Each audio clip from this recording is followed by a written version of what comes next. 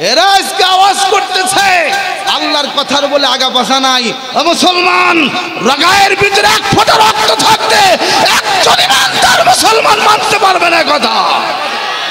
যারা ইসলামের সাথে দুশ্মনী করবে, শোনো, জাতীয় পার্টির নাম এখন শোনা যায় না, ইরশাদের নাম এখন শোনা যায় না, এখন হাসিনার কোনো দালালকেও খুঁজে পাওয়া যায় না। একদিন তোমরাও যদি ইসলামের বিরুদ্ধে কথা বলো, রাম বাম নাস্তিক বেঈমানদের পক্ষে দালালি করলে তোমাদের মতো বান্দর তো একদিন খুঁজে পাওয়া যাবে না। রে টাঙ্গাইলের মুসলমান,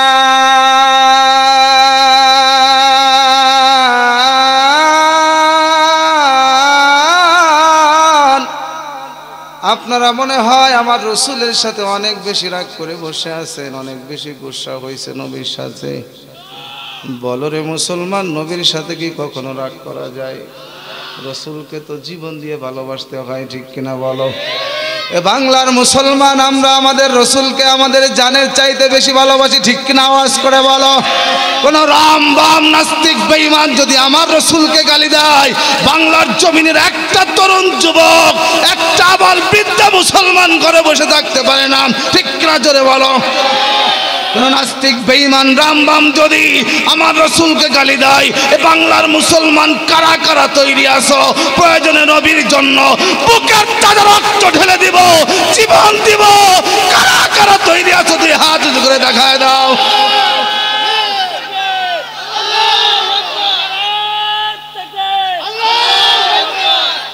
নবীকে আমরা ভালোবাসি, রসুলের উপরে দুরূদ শুরু করলাম, দুরূদ পড়লাম, অনেকেই পড়ে আবার অনেকে পড়ে না, অনেকের ঠোঁট নড়ে আবার অনেকে চুপ থাকেন। কিন্তু রসুল বলেছেন, বুখারী শরীফের সহিহ হাদিস, মান সাল্লা আলাইয়া ওয়াহিদা সাল্লাল্লাহু আলাইহি আশারা। উম্মত, তোমরা যদি আমি রসুলের উপরে একবার দুরূদ পড়ো, সঙ্গে সঙ্গে আমার আল্লাহ খুশি হয়ে তোমার উপরে 10টা রহমত দেয়, 10টা গুনাহ মাফ হয়ে যায় এবং 10টা নেকি লেখা হয়ে যায়। জোরে বলেন মারহাবা। এই জন্য দুরূদ পড়লে কি লাভ না ক্ষতি? আওয়াজ করে আমার সাথে সবাই দুরূদ পড়তে হবে। রাজি আছেন আপনারা? সকলেই বলেন আল্লাহুম্মা বারিক আলা মুহাম্মাদ ওয়া আলা আলি মুহাম্মাদ কামা বারাকতা আলা ইব্রাহিম ওয়া আলা আলি ইব্রাহিম ইন্নাকা হামিদুম মাজিদ। বালাগাল উলা কামালিহি কাশাফাদ দুজা বিজামালিহি হাসনাত জামিআ। দাও খোদা দাও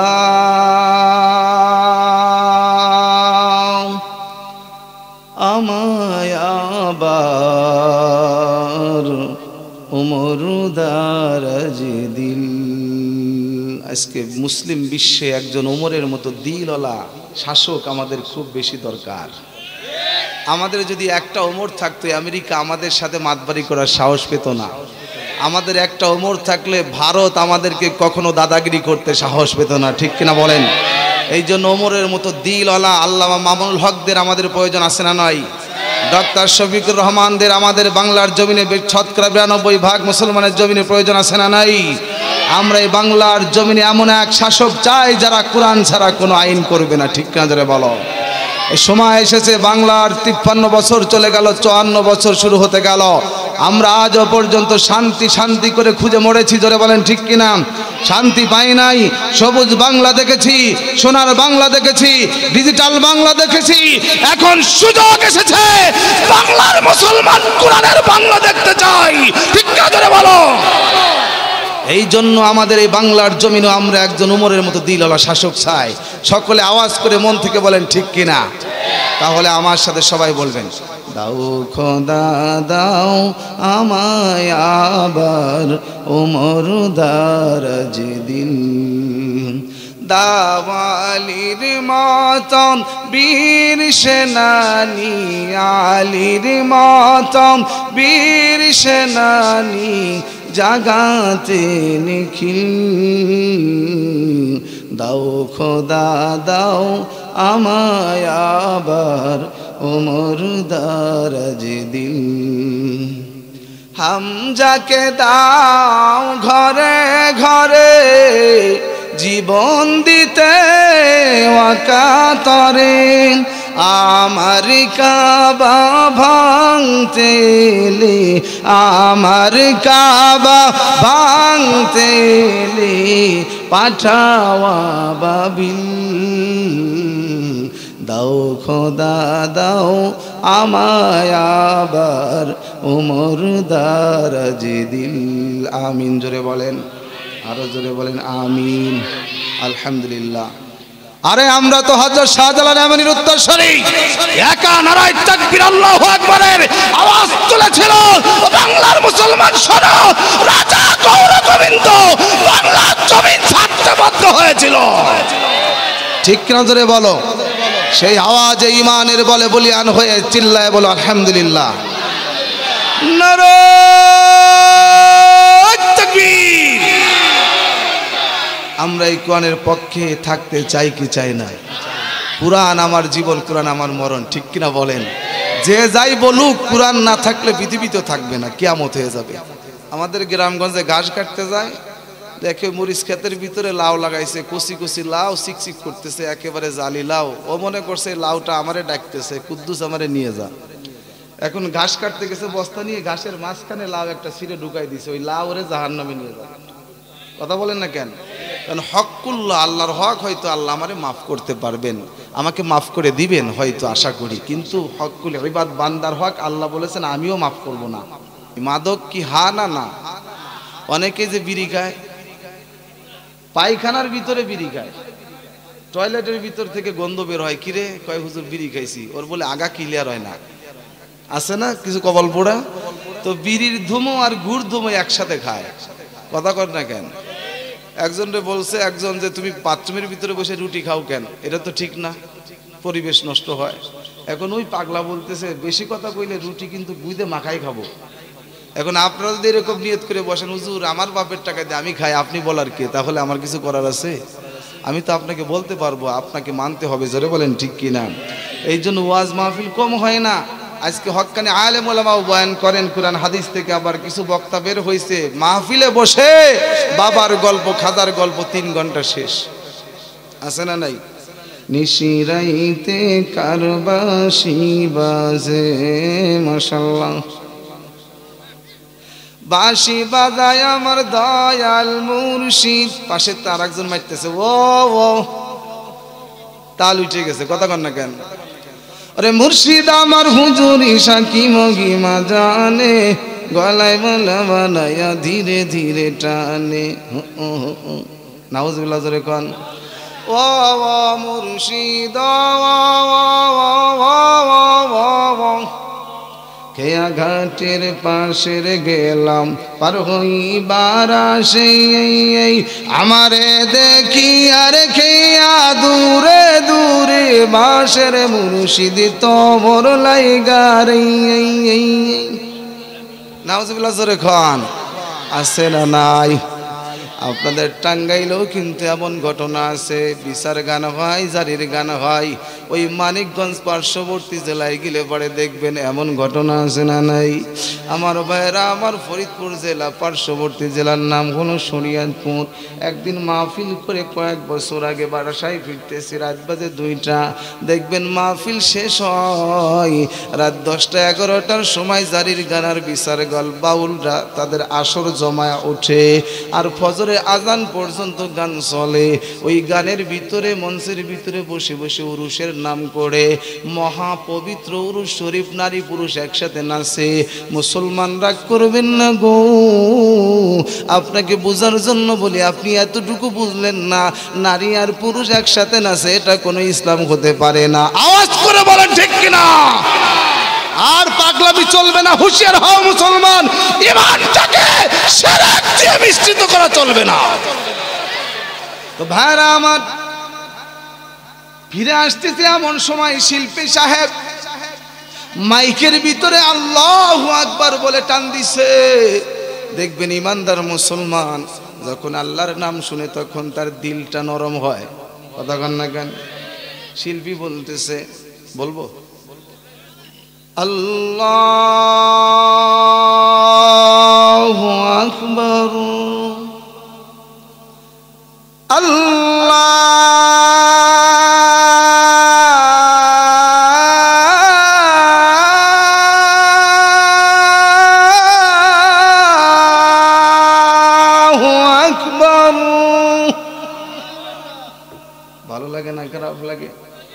আল্লাহর নামে বলেন তো মজা আছে না নাই? তো ও তো সুন্দর করে আল্লাহু আকবার বলে টান দিছে, শিল্পী মানুষ অনেক সুন্দর শোনা গেছে। আমি ড্রাইভারকে বললাম, ড্রাইভার ভাই বাড়ি যাব না, একটু দেরি করু, গাড়িটা থামাও, গিলাস ভালো করে নামায়া ওর আল্লাহু আকবার শুনতেছি। হঠাৎ করে দেখি আল্লাহু আকবার বলা শেষ, এইবার বলতেছে, ওই আমি মন মন্দিরে পূজা দেব, ওং শান্তি ওং ওং ওং ওং। মন মন্দিরে আল্লাহু আকবার বলে এখন শয়তান বলে কি আমি মন মন্দিরে পূজা দেব। আমি কই তাড়াতাড়ি চল, গজব শুরু হয়ে যাবে, ঠিক কিনা বলেন? পড়ব নামাজ দিল কাবায়, মসজিদ মন্দিরে যেতে বলো না আমায়, মসজিদ মন্দিরে যেতে বলো না আমায়। এই ফাউলের গোষ্ঠী মসজিদও যায় না, মন্দিরও যায় না, পুরুষও না নারীও না, এগুলো কি? হ্যাঁ, তো এইগুলো হলো মুনাফিক। মসজিদে গেলে মোমেন, ঠিক কিনা বলেন? আর মন্দিরে গেলে বুঝতাম তুমি হিন্দু, কিন্তু মসজিদও না মন্দিরও না, তাহলে তুমি হলো মুনাফিক, ঠিক কিনা বলেন? এরা আজকে আওয়াজ করতেছে আল্লাহর কথার বলে আগা পাছা নাই। মুসলমান রাগায়ের ভিতরে এক ফোঁটা রক্ত থাকতে একজন ইমানদার মুসলমান মানতে পারবে না কথা, ঠিক কিনা ধরে বলেন? এদের পক্ষে আবার কিছু উকলাতি করতেছে, আর আমাদেরকে বলে আমরা মৌলবাদ, আমরা জঙ্গি।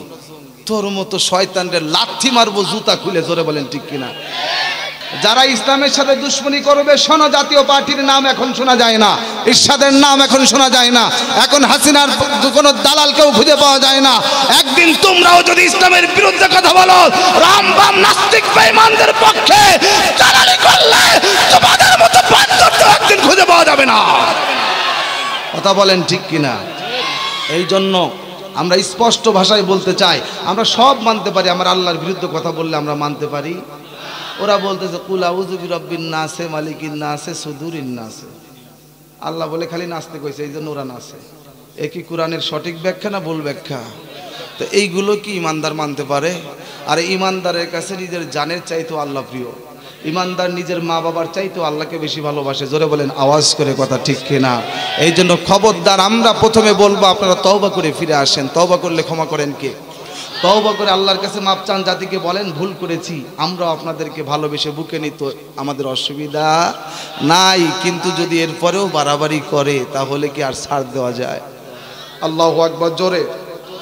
সূরা বাকারা, জোরে বলেন সূরার নাম কি? 3টি আয়াত পড়েছি বাজান, জোরে বলেন কয়টি আয়াত? আমার যুবক ভাইরা জোরে বলো, সূরার নাম বাকারা, আয়াত হলো 3টি। এখান থেকে আমাদের ধারাবাহিক আলোচনা তাফসীর হবে 153, 54, 55, মনে রাখবেন ইনশাআল্লাহ, ঠিক না? জোরে বলেন। তো প্রথমে আমরা এই 3টি আয়াতের বঙ্গানুবাদ করব, তাহলে আমাদের আলোচনা শুনতে এবং করতে সহজ হয়ে যাবে। সকলে আমার সাথে একটু পড়ে নেবেন। আউযু বিল্লাহি মিনাশ শাইতানির বিসমিল্লাহির রাহমানির ওয়ালা তাকুলু লিমান ইউকতালু ফি সাবিলিল্লাহি আমওয়াত বাল আহইয়াউ ওয়ালাকিন লা তাশউরুন।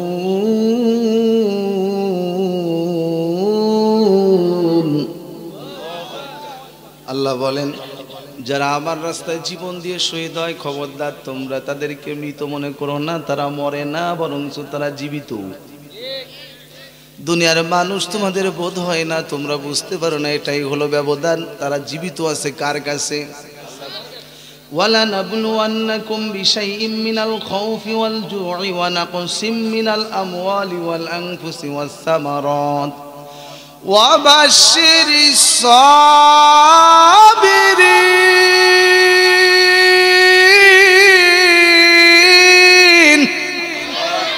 আমার আল্লাহ পাক রব্বুল আলামিন বড় মা করে ডাক দিয়ে কয়, ও আমার বান্দা বান্দির দল, তোমরা যদি আমার রাস্তায় টিকে থাকতে চাও, ঈমান নিয়ে যদি তোমরা অটুট থাকতে চাও, তাহলে তোমাদের ঈমানের উপরে কঠিন কঠিন পরীক্ষা শুরু হয়ে যাবে।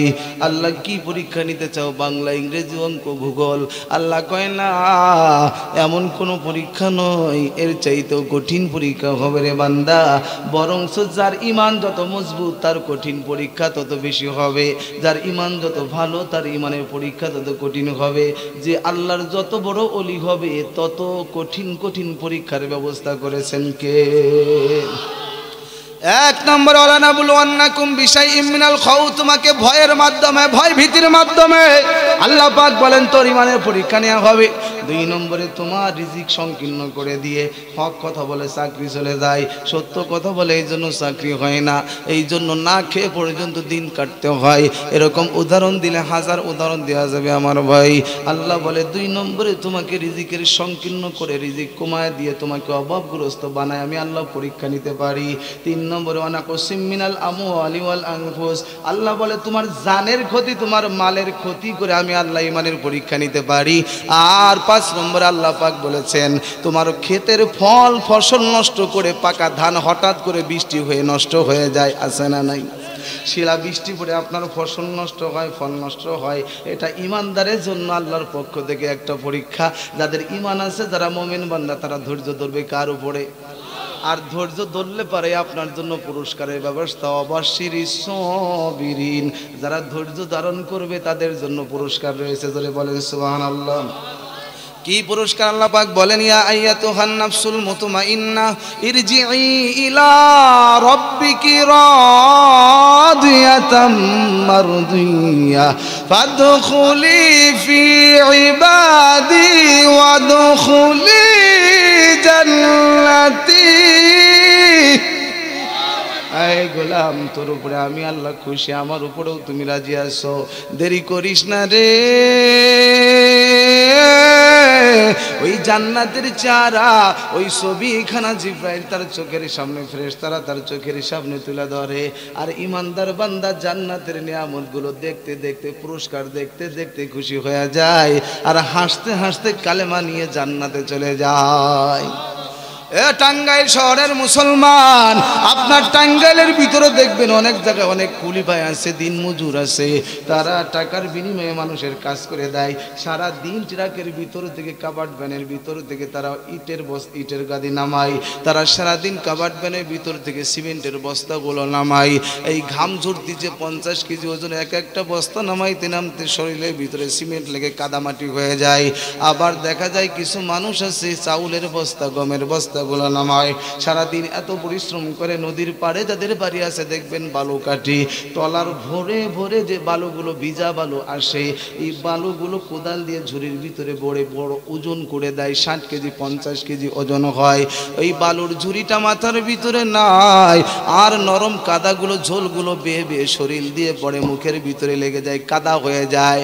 সারাদিন কাজ করতেছে, তার ঘাড় ব্যথা হয়ে গেছে, কোমর ব্যথা হয়েছে, কিন্তু এত কষ্ট হয় তার মনে কোনো দুঃখ নাই।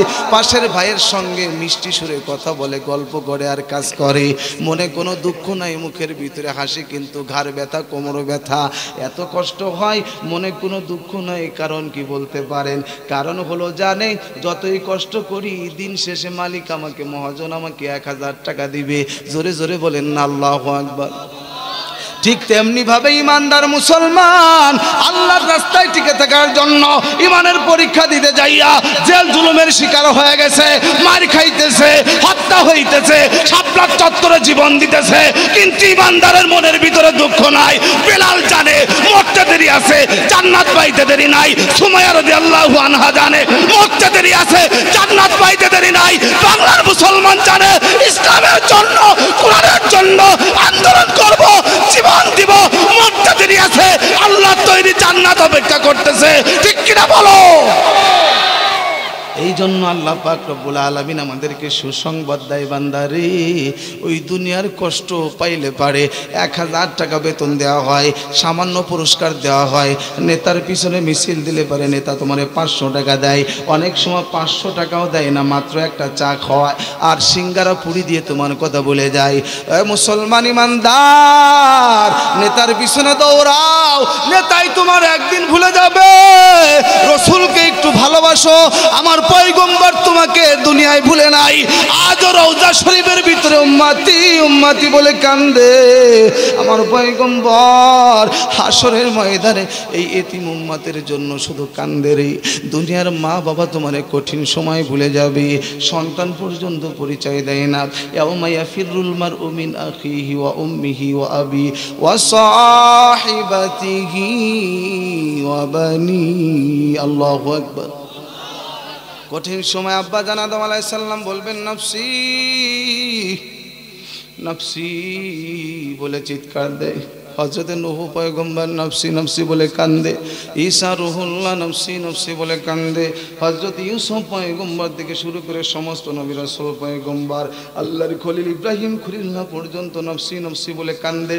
কিন্তু একটা মানুষ শুধু তার জবানের ভিতরে আল্লাহুম্মা ইয়া উম্মতি ইয়া উম্মতি। আমার পয়গম্বর হাসান হুসাইনের জন্য তখন কান্দে না রে।